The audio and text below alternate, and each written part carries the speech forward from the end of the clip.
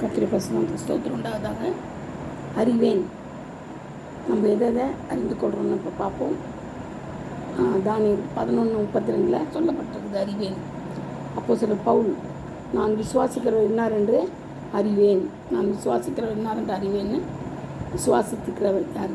2 தீமோத்தேயு 1:12, எபிரேயர் 12:1. அதே மாதிரி சாரிபாத் ஒரு விதவை எலியாவை நோக்கி, நீ தேவனுடைய மனுஷன் என்றும் உம்முடைய வாயிலிருந்து பிறக்கும் கர்த்தரின் வார்த்தை உண்மை என்றும் இதனால் இப்பொழுது அறிந்திருக்கிறேன். அந்த மகன் அதனால் கடிச்சதுனால் கண்டு விசுவாசிக்கிறார்.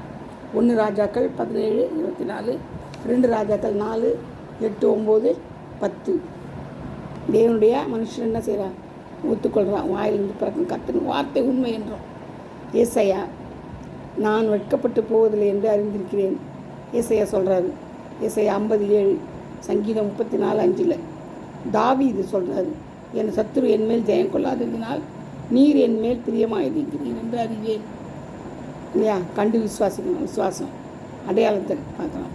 சங்கீதம் 41:11, யோவான் 21:17, யோவான் 14:21 சொல்லப்பட்டிருக்குது 15. ஓகேவா?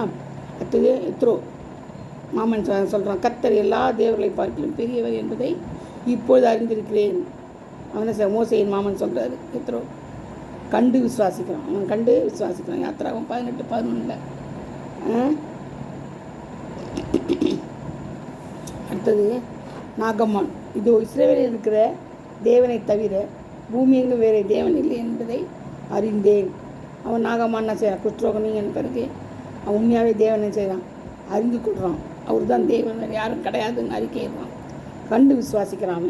2 ராஜாக்கள் 5:15, தானியேல் 2:47, 3:29 சொல்லப்பட்டது. அடுத்தது யோபு சொல்கிறார் பாருங்க, என் மீட்பர் உயிரோடு இருக்கிறார் என்றும் அவர் கடைசி நாளில் பூமியின் மேல் நிற்பார் என்றும் நான் அறிந்திருக்கிறேன். பார்த்தீங்களா? எப்படி அப்படி அறிக்கை? ஜபத்திற்கு பதில் பலன். ஜபத்திற்கு பலன் ஒரு நம்ம என்ன அறிந்திருக்கிறான், நிற்பார் என்று அறிந்திருக்கிறேன். யோபு 19:25. கர்த்தர் தமது வார்த்தைகளை பாதுகாப்பாராக. ஆமேன்.